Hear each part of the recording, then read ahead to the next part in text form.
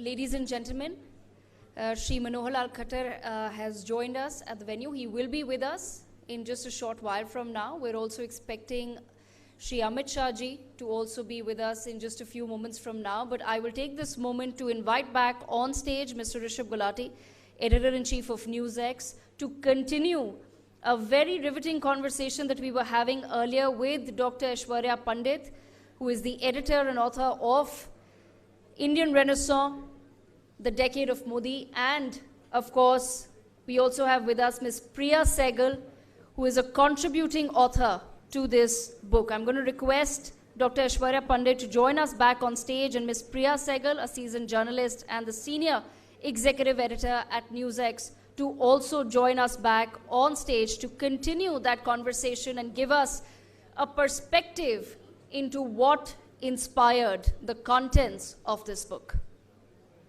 Okay, ladies and gentlemen, beg your patience because Khattar ji is here. We're just waiting for HM.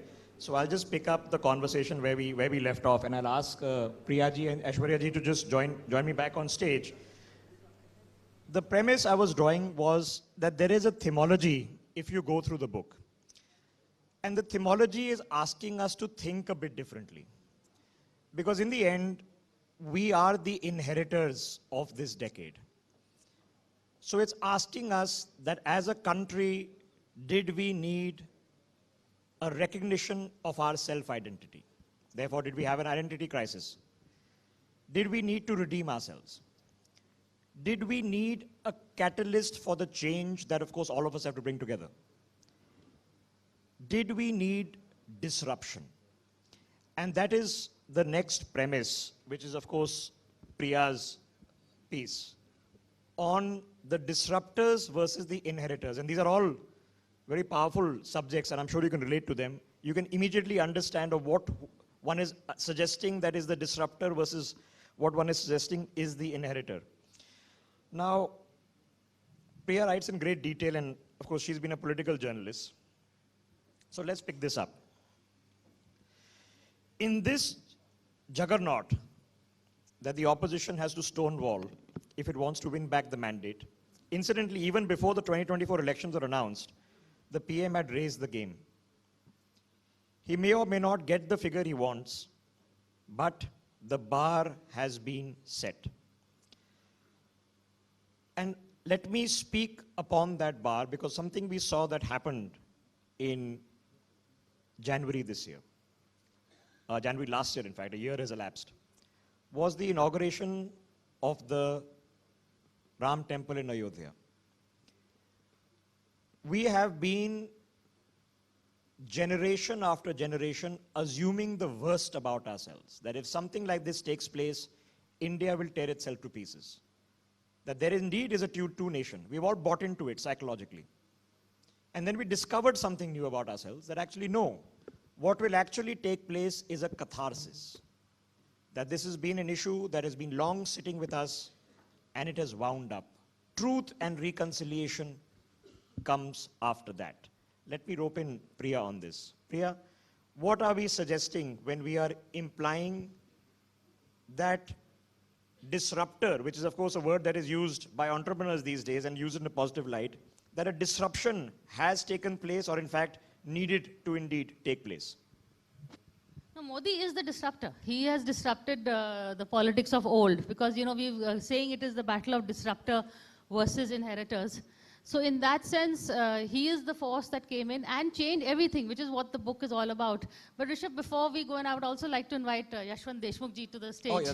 He's someone who's closely been monitoring the cult of various brands and personalities. Good to have you here. But good he's here because I was about to put out some data which is quoted in the book. Well, he's the not data to typecast you, sir. Yeah, so just to quickly answer your question, Modi as the disruptor, it is, you know, politics of old, politics as we knew it before 2014 Everything has changed because of one man. At the end of the day, we had the UPA way of doing things. We had the way of contesting an election. Initially, you can wonder whether Modi won, or was it like the Indira Gandhi in 77, that Indira Gandhi lost because of Indira Gandhi? Or was it because they wanted Modi? Was it a positive vote for him or negative vote against UPA? But after that, it has all been a positive vote for him. 2014, he was still the unknown. He himself says, Delhi mujhe nahi janta, main bhi Delhi ko nahi pehchanta hu. But by 2019, Delhi ne pehchan liya tha, jaan liya tha, and Delhi loved him. India loved him. That's where it comes. You were asking earlier also, one more point I want to bring in, that what is he doing right? He is delivering, yes, but even when he's not delivering, even that is when also people love him. So it is the idea of Modi, the niyat of Modi. Apna hai, galat kar raha hai, lekin apna hi kar raha hai, bhool chuk maaf, that types. So he has become that apnapan, which is something which the Congress could not do in all the decades it has been power. He managed to do, even though he himself calls himself an outsider to Delhi, he became the insider, he became one of everyone. I think that has really been his biggest USP. But Yashwantji is here, he knows better. Okay, and I'm just going to point this out, and a reference to context. So there's an article, one of the chapters is written by Jonathan Fleming, Namit Choksi, and Vineet Parekh, and they are talking about the technological revolution. And our understanding of technology requires a little bit of reimagination. Ladies and gentlemen, we are talking about 5G penetration in this country that in 18 months went from 0 to 95%. Now, I know that this is private sector and everything is not BSNL and others have to roll it out. But the pace of construction, we all remember, and when I was just beginning my career as a journalist, that every time you build something in this country, there was a protest because land was the biggest issue. Now we see highway after highway being inaugurated, suddenly there is no land protest. Why is that? I asked this question to the ministers. And they say if you give people two things, better than market value for their land, and an opportunity to repurpose the land once the highway is built, they open a shopping mall, they open a dhaba, they open a hotel, why won't they share a couple of bighas with you? And then you tell them if anything gets built here, you will get 10%. If a apartment building gets built here, you will get a plot in the apartment. Why won't they give it to you? These are fundamental things that have disappeared from our consciousness, which was everything in this country. We all remember what happened in Shingur, and here we are many years later. So let me get Yashwant Deshmukh into that conversation. Yashwantji, we've talked about the redeemer, the catalyst, now the disruptor. What is the disruptor or the disruption that has been brought in the last decade? Well, I think there are disruptors by design, there are disruptors by default, and disruption is not something which you can do something like accidentally of sort. Disruptions are actually never an accident. I mean, look at it this way, good or bad, just like Priya just said, that some of the disruptions you feel like they are successful, some of the disruptions you feel they are not so successful. Question is not whether as a disruptor, it's not that whether as a disruptor I was a successful or many of my disruptions were successful or unsuccessful. Question is how the public at large is perceiving me in my role as a disruptor. Sometimes the public expectation is only not just of disruptor but to destruct. Public is so fed up with something that they wish you that, okay, can you please destruct this structure, the bureaucratic thing, the way, whatever, they feel like is something which we are unable to cope with. And what would be brought in new after that, that is not something anybody is prepared of. Sometimes people are so fed up that what will come, we'll think about that later. But can you please bring this down? So that kind of disruption. So Narendra Modi's legacy as a disruptor is one thing, but what amazes me more is how people own up his disruptions. And people own up even his failures as a disruptor. For example, demonetization. I mean, much fanfare, and we have been running trackers and asking on a very regular interval. It started with very hype and went down. Today, when we put up that question, huge majority of the people say, well, it didn't work. But are you upset about it? No, not at all. He did it with a good intent. So the question is, I did it, I was not successful, but I was able to sell the idea that I am doing it with a clear heart and good intent.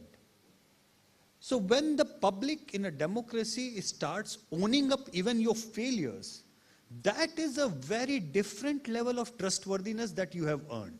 Very different level of. And that not just puts you in different league, but that also gives you a confidence to do the next disruption, number one. But at the same time, in a very, very electoral way of speaking, the opposition is not in a position to nail you down on something which you have not been so successful about. I mean, at best you can go to the public and say, देखो साहब किया बहुत परेशानी हुई, आप 6-6 घंटे ATM की line में लगे, हाँ साहब लगे, आप तो बेहोश भी हो गए थे, हाँ बेहोश भी हो गए थे, फिर भी, हाँ फिर भी, क्यों? नियत ठीक थी बंदे की, अगले को बेहोश होने में भी दिक्कत नहीं है, आपको दिक्कत हो रही है कि वो आपको वोट क्यों नहीं दे रहा है. So if the person is not giving vote to you, that is your problem, not that person's Okay, problem. but so let me pick up. I want to add one quick thing to this. Is, you know, when you ask someone today how elections are fought, how Naveen or Viplab or Mahesh, I think anybody would fight a Lok Sabha, the username is BJP, but the password is Modi. So that is how elections are fought. Okay, yeah, true journalist, no, getting all the terminologies right. But let me tell you a different aspect of journalism, right? Because a few years ago, we were told by government that we are not going to do schemes, we are going to do cent percent saturation. Now, we don't know what is cent percent saturation. That means every house will have a tap, every house will have a toilet. So it's okay, the statistics come out that these many lakhs we've built, these many lakhs, we've all heard it before. So 2 years ago on Independence Day, I said, okay, let's commission anecdotal studies. We have bureaus everywhere. Let's find out. Now, like in India, anywhere you go, any mohalla, you'll find Hindu families, Sikh families, Muslim families, and their reporter is roaming around and say, okay, have you got a toilet? They got a toilet. Does water come in the toilet? Yes, it comes. Now, it is a truism that up until that point, I have never put into my mind what it feels like to not have access to a toilet, okay? The only consequence we think is that if you're taking a long car drive somewhere, that we will not have access to the toilet on the way. Now think of as a woman, it never struck that this is such a fundamental core issue. So we are reaching for the first time, and we'll live to see it, what a privilege it is. Saturation. And what does saturation mean? Saturation means that when the house gets built, we have to understand that for a person in this country to get a pakka ghar, a lentil roof, is something fundamentally different in their life has changed. Their aspirations has changed, their perception, their confidence, everything, their standing, everything has changed. Then they want to buy a scooty or a two-wheeler. After that, they want better roads and they want better, better infrastructure. But something fundamental has happened which we've tried to crack. So, Aishwarya ji, let me pick on this point, right? Because one would assume, okay, that the principle of Sabka Saath, Sabka Vikas was that. So even when the opposition has criticism, which it should, that's the job of opposition. On these matters, we have not heard any issue in 12 years. That discrimination happened in government schemes for any reason. It is actually a push towards 10%. And how does that really fundamental disruption? I would say, as far as the opposition criticism is concerned, it is the opposition's job to criticize. So that is something that even the Prime Minister expects, and that is what an opposition does in a democracy. But the most important aspect is that why doesn't that criticism stick is the answer to your question with respect to the implementation and with respect to it reaching the lowest common denominator.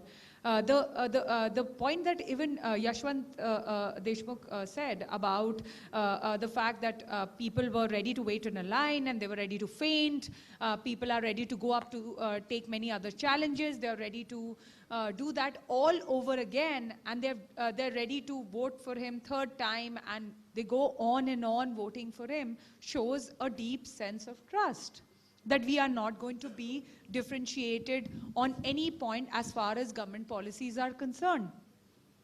And that is why he spoke about that it is for everyone. Whoever qualifies will have access to those opportunities. Whether it is e-commerce and whether it is digitization and digital payments, it's for everybody. Now, when you go to the vegetable vendor to buy some vegetable, he has that thing which, that QR code which you can scan. That just shows the digital penetration is to the lowest common denominator. Everyone has a bank account, everyone has access to that bank account and is using it. And everyone has access to data. So let's get one thing clear, Rishabh. With the access to data, you cannot control what information comes on people's phones. People can have access to the information and make their choices. So people are having access to all kind of information, whether it's government information, whether it's opposition information, what Prime Minister is saying, what leader of opposition is saying, what other parties are saying, and then they make those choices. So it's no longer that you are being led down the garden path and you don't really know. I think it's about time that we give the Indian voter also some credit that he's pretty smart and able to make those kind of choices. And those choices are enshrined in our constitution.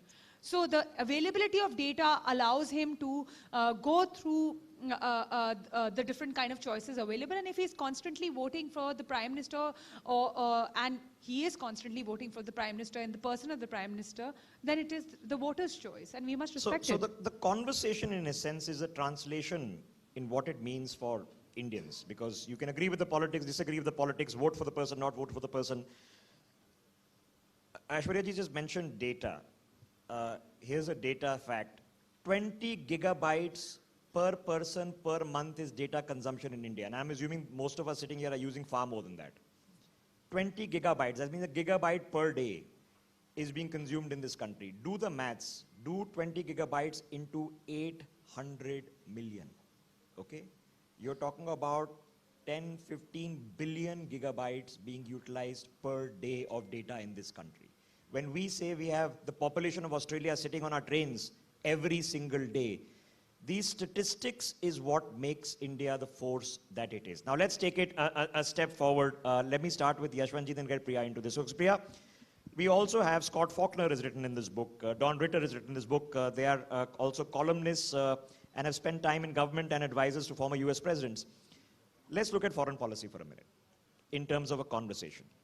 When we say India's stature has gone up, is it incidental because India has a growing economy, so stature will go up anyway? Or is it that there is a democratic mandate? Is it both, or is it something beyond even that? Yashwantji. Well, I think it's just common sense. I mean, the common sense of keeping your country and your own interest first. I mean, diplomacy is all about that. I mean, that's the first rule. Right from the Chanakya Niti, it has been always said. Diplomacy is about your interest, serving your interest, interests of your people. And it's a common sense thing. I don't know why it was not being followed.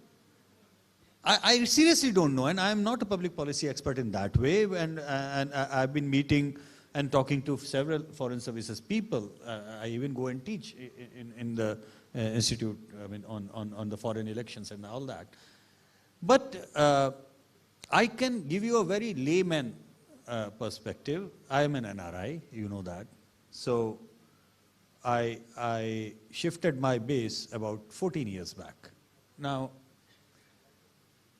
what changes have I seen personally? Something which I can tell you not in data but in qualitative way. Whenever I reach the immigration counter outside, the gaze of that immigration officer has changed. Does that make any sense to you? Yes.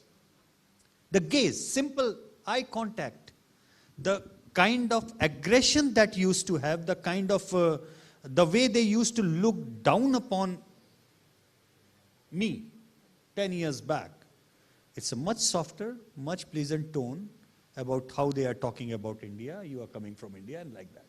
Now, this is, I mean, yes, many people might argue that it's about India, India's power and all that. But I'm sorry, I mean, India's power is there. I mean, we opened economy 35 years, I mean, right in the 90s. I mean, this should have happened. We have a huge diaspora. I mean, it's not that overnight कि NASA में 25% engineer अभी हो गए और Silicon Valley में सारे Indian बने. ये आज के थोड़ी ना हुए हैं. या ये तो मेरे भी बैचमेट्स के समय when we were in the college 90s में जो IIT से निकले थे वो लोग भी उस समय वहाँ पर थे. देसी के ग्रुप्स उस समय भी याहू ग्रुप्स वहाँ पे चला करते थे. अभी क्या चेंज हो गया? What has changed? What exactly has changed? Okay, but has that translated? So when we used to have conversation and talk about India's past, all right? It was cool to talk about, oh, Plato and the Greek philosophers. You talk about Indian philosopher, nah, it's regressive. If you talk Indian history, it's regressive. But if Joe Rogan talks about Indian history, oh, wow, okay, it's wow, very, very, very, very fascinating. Have we become confident enough in who we are and where we come from? Well, I think it worked both ways. I mean, if you talk about the confidence of Indians in India and confidence of Indians who are living outside.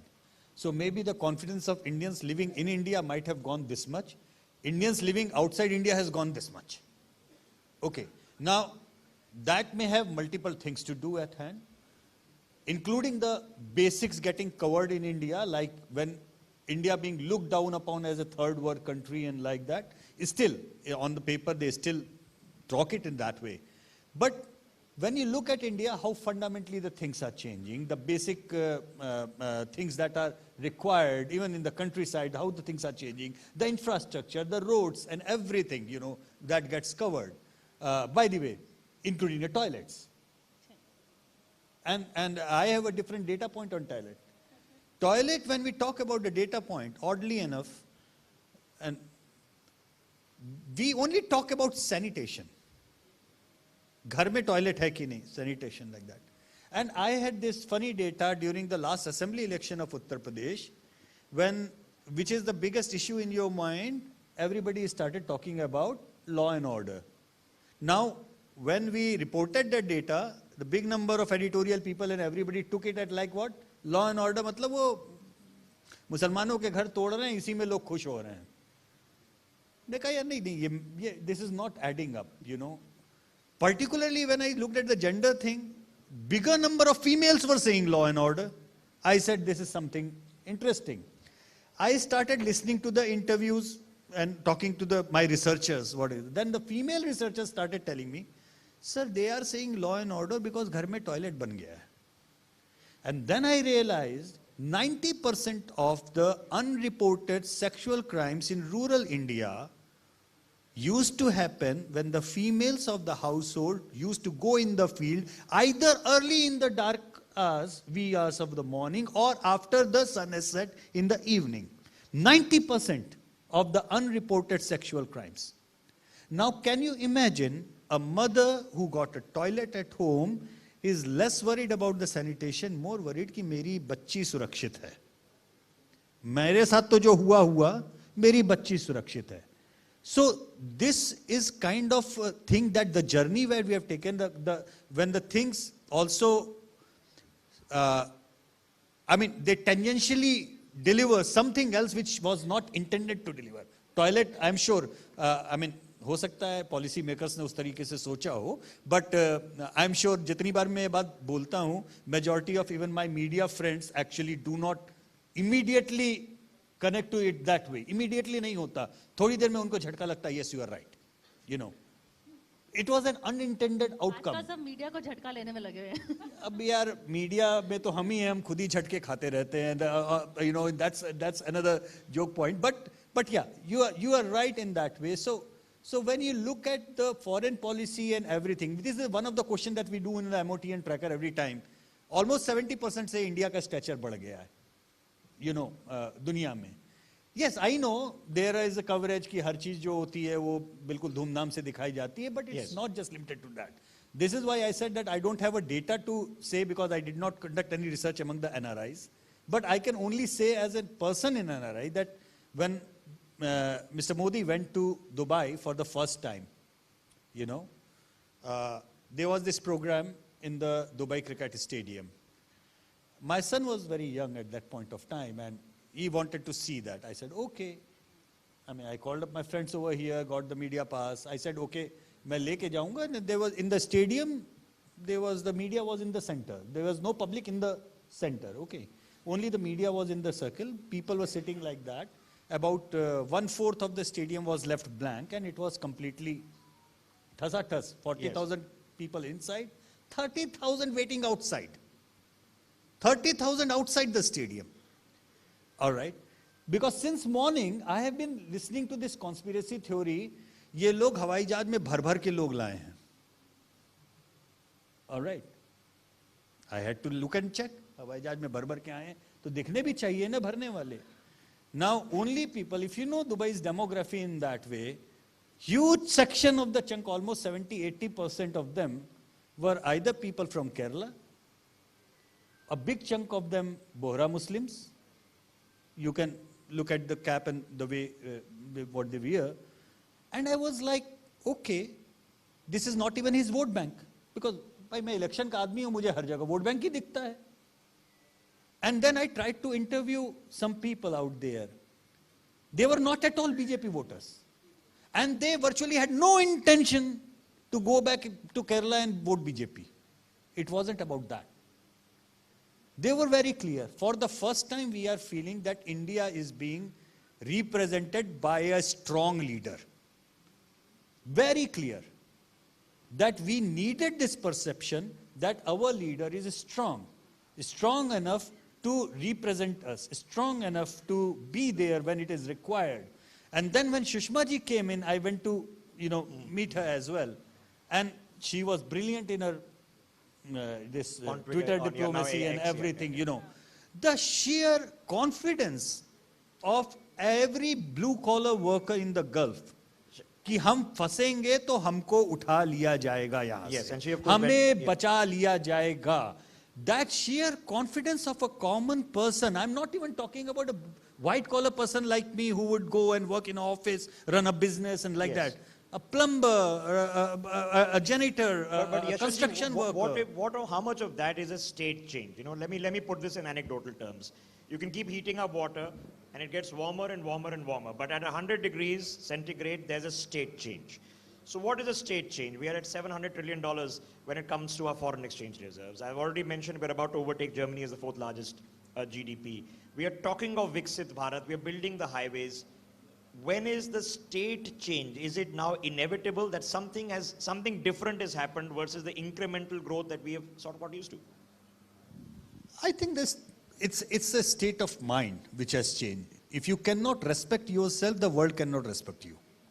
Okay. I mean, that's simple as that. I understand that people admire your economy. It's the volume game. You may have so many $1 trillion economy and like that. But at the end of the day, it is basic human nature. Please remember, the guy who is a president of another country, a prime minister, at the end of the day, he or she is also a human being. It's about the humans, how they react, how they see you. If you cannot respect yourself, the world is not going to respect. So let me pick up contemporary politics. Priya, make a point, then I want to talk about, Donald Trump's latest comments. Yeah. Go ahead. No, not Donald Trump. Can I just talk about international politics?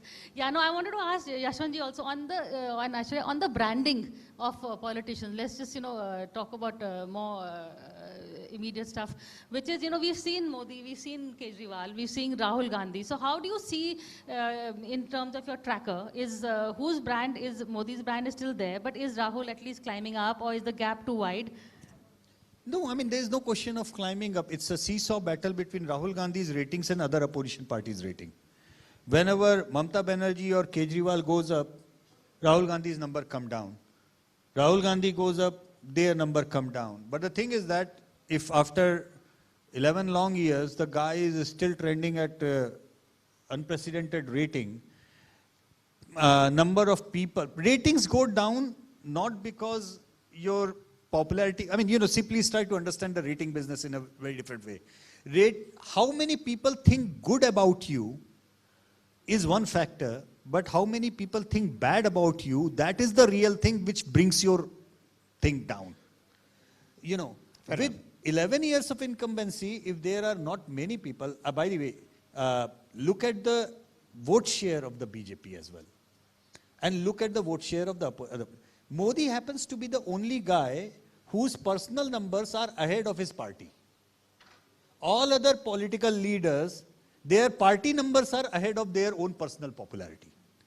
So that is something which is impressive. I mean, when I look into the global data, it is, I mean, I don't find anybody like in the current contemporary set of global leaders. Okay. You know, I just want to dip into this. Yeah, I think in Aishwarya this- wants to make a point. Yeah, go ahead. I just want to say one thing. When Yashwantji talks about branding, important point is we have a brand Modi talking about this is what brand Modi stands for. Whatever is the opposition's branding, it is everything which is the opposite of what brand Modi is. But it is always in response to what brand Modi stands for. So basically what you see is we're getting to know what brand Modi is, but we don't know what the others are thinking or anything of that sort, because the others are building their brand on everything on the basis Reaction. of what That's brand well said. Modi is based on. So your response is everything to brand Modi. So then how do you then define yourself? We are looking for the oppositions or the regional parties to define what they stand for, but every definition stands in response to brand That is Modi. so So it becomes very difficult So to which is differentiate. reasonable, because That's true. Priya, we've seen from Because, Har Ghar Tiranga, then we saw somebody else going Har Haath Tiranga. You know, the people are following what they think is working. No, on this also, I just want to add one more thing, is that niyat and the credibility argument that we were doing. You know, we had Rahul Gandhi talking about China. We had Rahul Gandhi talking about the economy. He was not wrong. Yet, even when you're right and people don't believe you, that is the credibility test. You know, here there's Prime Minister Modi, whether it is demonetization, their decisions people have not liked, but they are still saying, niyat theek thi. Here is someone who's saying something that, you know, perhaps is correct, but still people are not believing you because they don't have that connect. They don't feel that, you know, there is...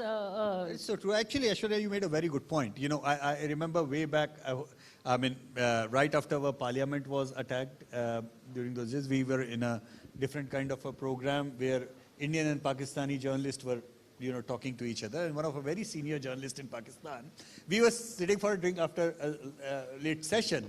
And he said that, you know what, Pakistan's problem is in its definition. I said, what do you mean by that? And he said, you know, what is the definition of Pakistan as per you? I said, you know, Pakistan as Islamic country, blah, blah, blah. No, that's not the definition is. He said to me, Pakistan definition goes like, Pakistan is, comma, what India is not. And that cannot be a definition of a state. And, you know, what Aishwarya, you are saying, I'm kind of making sense to you, you know. When the opposition says, I am what Modi is not, that cannot be your definition. You have to have your own identity, your own program, your thing which you say, and it just doesn't work. Just because you are opposing Modi, that might restrict your vote bank to 15%. Okay. That's the problem. Okay, I want to address two more things. We've got another 3-4 minutes left. Aishwarya ji, when we are talking about welfareism, right? Again, we get the statistics that largest ever 800 million people a month are getting ration. You have the largest ever, micro loan scheme under Mudra, PM Awas Yojana, Swadnidhi Yojana, which has now got thousands. Believe it or not, 6.5 lakh houses have suddenly got solar energy thanks to the latest Yojana that was launched less than a year ago. So are we doing welfareism? Are we doing Antyodaya? And is that also part of India's economic miracle? Not just the fact that we are going to be a $5 trillion economy, but the fact that that is going to actually translate to some material change for the people right at the very bottom of the pyramid. Rishabh, the most important thing that you have to realize is we cannot become the fifth largest economy, or we cannot go further up in the GDP numbers if all of this welfareism doesn't work. If it is not going to work, if it does not translate to increasing use of clean energy, increasing use of facilities, job creation, and other things, we are not going to reach that number. So I feel that a lot of this has to do with the fact that there is a certain idea about what needs to be done to get to that number, and then what do we do next. It's just not about numbers or statistics or not. I think Modi's gone beyond statistic, and that's most important aspect of his timeline, and that is what kind of defines his last 10 years, and even if, when we are into his third term, there is a new kind of a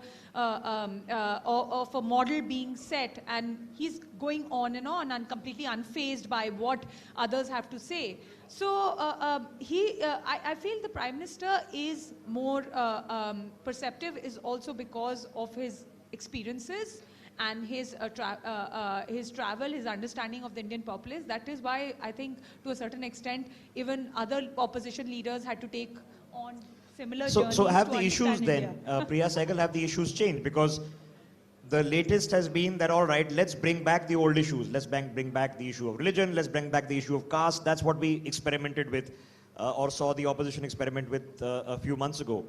Have the issues changed? Has Narendra Modi redefined what the issues are? He is the issue. As he himself says, I am the issue.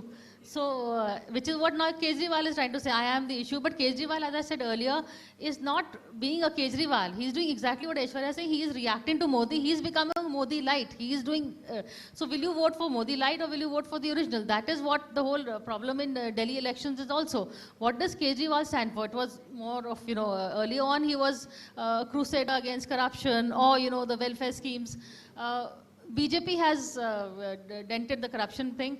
They have now taken on the same welfare scheme. So it is, at the end of the day, the lines are really blurred in terms of how elections are fought, identity, ideology. You ask Kejriwal, he starts quoting Hanuman Chalisa at the drop of a hat.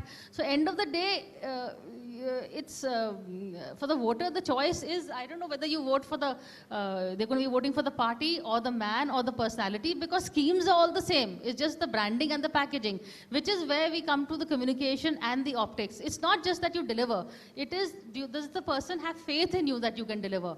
Today, everybody is promising the same schemes, but my voter is going to say, who can promise the delivery? I mean, look at what Modi has done. Most of the schemes are from the UPA. He's just delivered on them better. Aadhaar hoye, rural employment guarantee hoye. They are all schemes from the Congress. He has just delivered them better, or people believe he can deliver them better. The belief in Modi, that is what is the strongest USP more than anything else. Okay, so let me address that as the last point, which is Yashwant Deshmukh simply management. We all have little teams that we manage at our own scales. We all have our own organizations. And we know it is a challenge, it is a task, it is full of all sorts of trials and tribulations. Amplify that straight to that level. Have we seen a professionalization of management in this country? Well, yes and no. I mean, there are problems in that. I mean, and when Aishwarya said that he is beyond numbers, and I tend to agree with her, because I think it's about changing the mindset. I mean, in more ways than one. And the challenge of management is also like that only. Like, if you ask me that, okay, one thing that you feel is Modi's legacy. I mean, whenever, as and when he retires at whenever the time comes in that way. Forget about everything else. I mean, I come from UP. I know my north, and the issue of unemployed or joblessness, I mean, we need to somehow experiment more on that question. हमारे north में नौकरी का मतलब सरकारी नौकरी होती है. लोग कमा रहे होंगे, वो कहेंगे नौकरी नहीं है. क्यों नहीं है? क्योंकि सरकारी नौकरी में थोड़े ही हैं. I guess that the biggest change which we will witness long after Mr. Modi is not there in his role is that he is trying very subtly to change this naukri ka mindset to an entrepreneur of mindset. In more ways than one, if you can connect the dots, you see the kind of things that he is trying to do in the speeches that the way he is trying to inspire. And when I say inspire, listen to what he talks to the kids, and you will realize that today more people in the north, particularly in the north, I'm talking about the Hindi belt, there would be new set of youngsters, new generation, which would be looking at the probability of becoming a job giver, then and then become a